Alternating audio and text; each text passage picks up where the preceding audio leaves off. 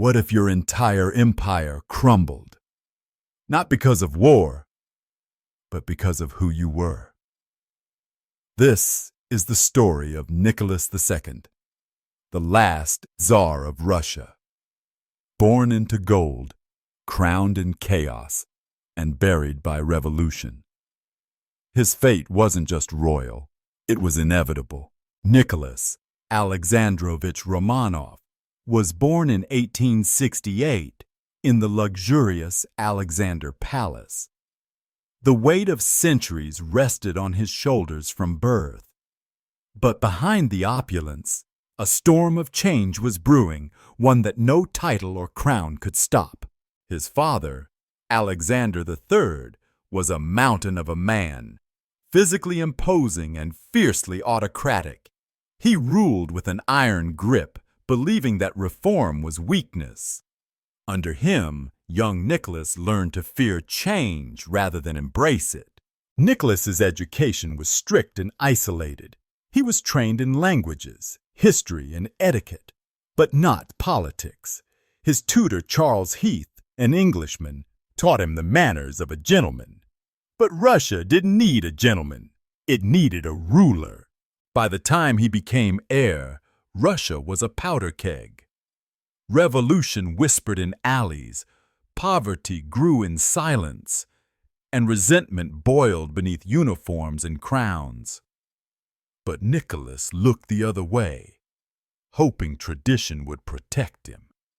It wouldn't. When Nicholas ascended the throne in 1894, he wasn't ready. His father died suddenly, and Russia inherited a ruler unprepared for fire. Even Nicholas himself admitted, "I am not ready to be Tsar." But fate didn't wait, and neither did revolution. His coronation was meant to be a celebration. Instead, it became a tragedy. During the festivities, a stampede killed over 1,000 people. Nicholas still attended a royal ball that evening. The people never forgot, neither did history. Behind palace walls, Nicholas loved his family deeply. He married Princess Alex of Hesse, who became Empress Alexandra. She was devout, introverted, and German-born, traits that would later isolate her from the Russian people. Their love was real. But love isn't always enough to rule an empire. As revolutionaries whispered in factories and fields, Nicholas clung to a belief that God had placed him on the throne. No protests, no change, only destiny. Far from the palaces, Russia was in pain. Peasants starved, cities crowded, workers toiled without rights. The empire stretched from Europe to Asia, but its people bent under poverty and despair. Nicholas believed in autocracy, absolute rule. Even as unrest grew, he resisted reform. When workers marched for change, they were met with bullets. It was 1905, a day that would be known forever as Bloody Sunday. Instead of crushing revolution, Bloody Sunday awakened it.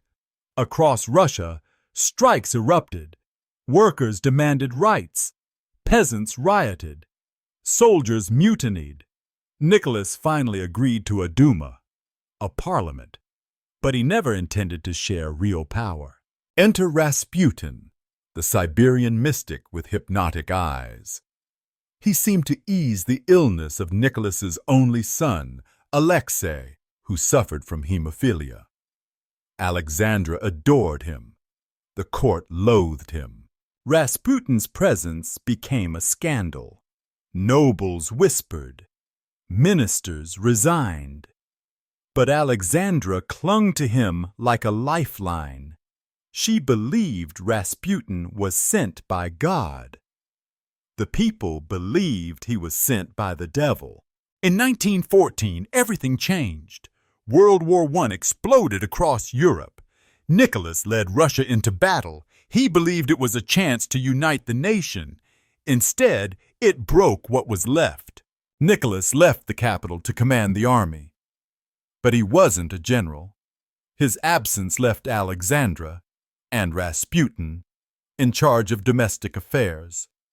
Ministers came and went. Corruption grew. The empire rotted from within. In the trenches, soldiers froze.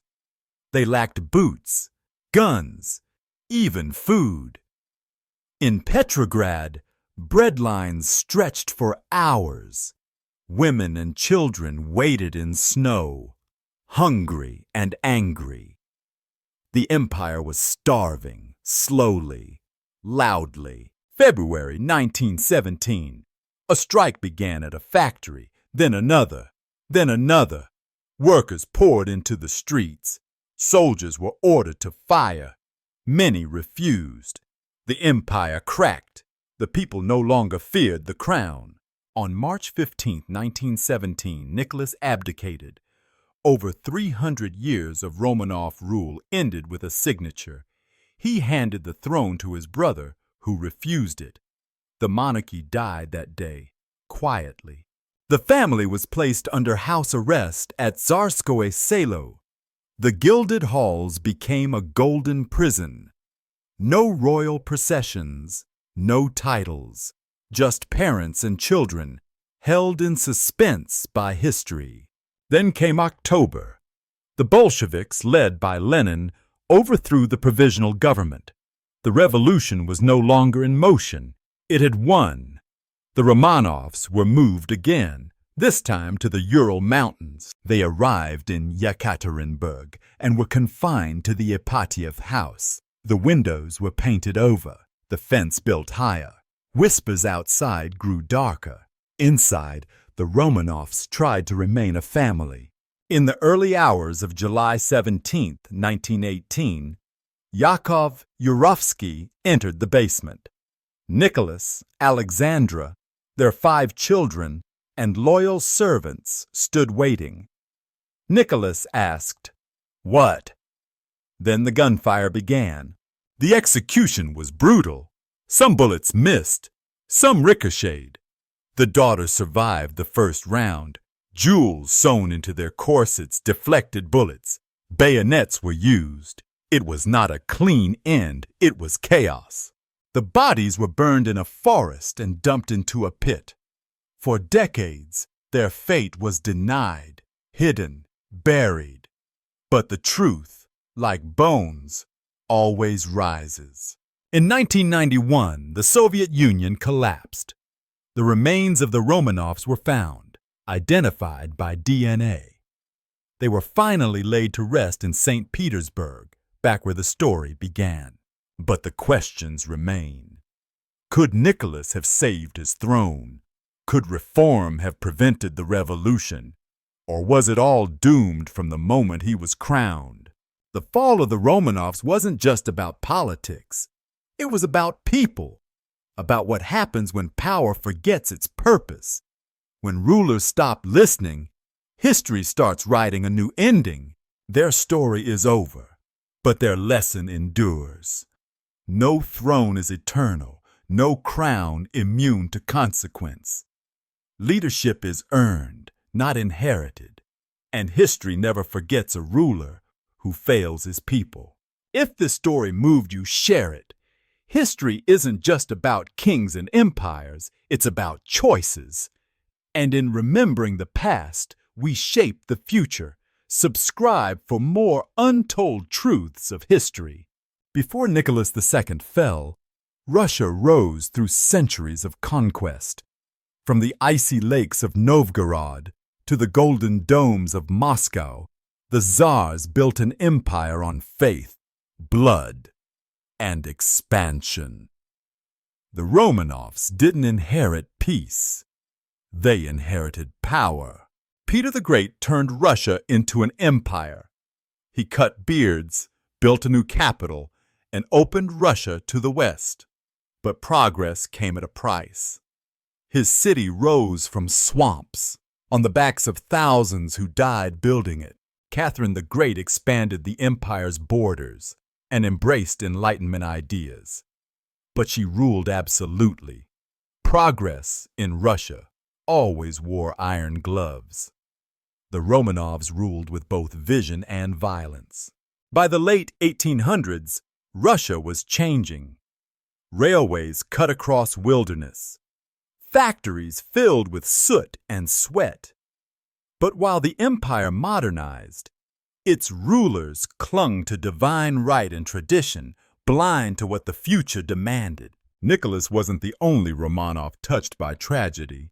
His grandfather, Alexander II, was assassinated after freeing the serfs. Reform, it seemed, was deadly. Nicholas saw that and feared it. His father, Alexander III, abandoned reform and ruled with iron. He built railroads and prisons alike. His idea of peace was silence. Under him, autocracy returned like a hammer. So when Nicholas came to power, he inherited fear of liberals, of workers, of change itself. He saw any compromise as weakness. But in truth, the weakness was refusing to change at all. The Duma was born after Bloody Sunday, but it was weak by design. Nicholas dissolved it again and again. The people voted. The Tsar overruled, a system pretending to be free. Revolutionaries grew louder. Some wrote pamphlets. Others planted bombs. The socialist revolutionaries, the Bolsheviks, the Mensheviks, they wanted Russia reborn. But their visions were as divided as the country. World War I changed everything. Millions died. Bread disappeared. Soldiers deserted. The Tsar believed victory would unify Russia. But war only deepened every crack in his empire. As the front collapsed, the home front starved. Women marched for bread in Petrograd. Workers followed. Soldiers joined. It began with hunger and ended with revolution. Even in exile, the Romanovs held family dinners. They celebrated birthdays, wrote in journals, prayed, waiting, hoping, pretending the world outside hadn't already moved on. Nicholas kept a diary until the very end. His final entry? A walk in the garden. Tea. A quiet prayer. He had no idea it would be his last night alive. Years later, DNA tests confirmed the truth. The Romanovs were found, identified, buried with honor. History, at last, had a grave to kneel at. Today, Nicholas II is a saint to some, a fool to others, a man who loved his family but failed his people. What do you see when you look at a crown, power, or responsibility? Imagine this. You're born to rule a sixth of the world, but no one teaches you how. What if Nicholas was never evil, just human, in the wrong time, trapped by blood and faith? No dynasty lasts forever. Not Rome, not the Ming, not the Romanovs. History whispers this truth. When power forgets its purpose, people will remind it. Loudly. The story of Nicholas II is not just a Russian tale, it's a warning about pride, about silence, about the cost of waiting too long to listen. He didn't lose because he was hated. He lost because he was too late to change, too late to see, too late to act. What will history say about us? When we see injustice, do we wait or act? That's the Romanov lesson. History doesn't wait for kings or anyone. While Nicholas ruled from golden halls, his people bled in the streets. He believed himself a protector, but a protector must stand with those in pain, not above them. He didn't see the difference, not until it was too late. Revolution isn't just politics, it's hunger, it's humiliation. It's mothers burying sons while rulers drink tea. In Russia, revolution wasn't sparked, it was starved into existence. Alexandra trusted Rasputin because no one else helped. Her son bled from a scratch. Doctors failed. Rasputin prayed, and the bleeding stopped. It felt like a miracle. But miracles can be poison in disguise. As Rasputin gained influence, ministers resigned. Nobles plotted. One night, they lured him into a palace cellar, poisoned him, shot him, beat him. He still didn't die until he was drowned in a frozen river. His death came too late. The damage was done. Trust was shattered. The court was a circus. The people furious. Nicholas stayed silent. Alexandra grieved in isolation. The world was shifting, but they stood still. While chaos brewed at home, Nicholas was at war. But his generals failed. Soldiers deserted. The German army advanced. Still, Nicholas believed in loyalty. What he didn't see was collapse.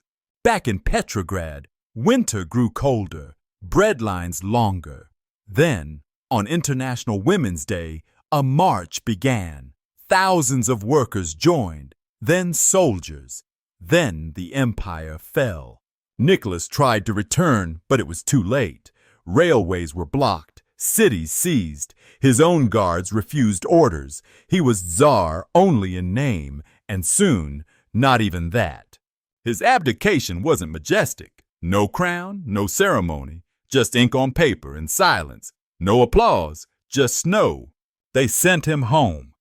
But home was no longer his. Guards replaced servants. Iron replaced velvet. The Tsar of Russia now needed permission to walk outside. They still dressed for dinner, still said grace, still wrote diaries. In captivity, the Romanovs became more human than they ever were as rulers. The provisional government debated what to do with them. Send them to England? To Siberia? In the end, the Bolsheviks decided for them, permanently. Yurovsky, the man who would kill them, was calm and direct. He cleaned his pistol, told no one outside the guards. He didn't believe in mercy, only orders. The family was woken early, told they were being moved. They dressed, took icons. Alexei was carried, too weak to walk. They went to the basement. Yurovsky entered. The Tsar asked, "What is happening?" Yurovsky replied, "Your relatives tried to save you. They failed." Then he shot Nicholas in the heart. It didn't end quickly. Bullets ricocheted. The daughter screamed. Bayonets were used. Smoke filled the room. When it cleared, the Romanov line was gone. Their bodies were hidden in the woods, burned, buried, denied. But history doesn't stay buried. In time, the truth rose, like their bones from the cold Russian soil. Today, millions visit their resting place. Statues, icons, prayers. Some see them as saints, others as symbols. But all feel the silence they left behind. Their story isn't over. It echoes in every leader who refuses to change, in every nation where silence reigns over justice. Nicholas wasn't just a czar. He was a lesson. Remember, empires fall, kings die, but history remembers everything, especially those who had every chance to lead and chose not to. Russia buried the Romanovs, but not the questions. Can an empire survive without reform? Can love protect you from history? Can silence lead anything but ruin? These aren't just Russian questions, they're human ones. In every city where people march, in every voice that demands truth, in every government that forgets why it exists, Nicholas II's ghost walks beside them. He was born in a palace and died in a basement. He had everything, power, wealth, love, but what he lacked was vision. And in the end, vision is what keeps crowns on heads. Maybe Nicholas wasn't a villain. Maybe he was just a man in the wrong century, with the wrong teachers, carrying a burden too heavy for one name. History doesn't always punish evil. It punishes blindness, the kind that refuses to hear, refuses to change, refuses to look at its people as people.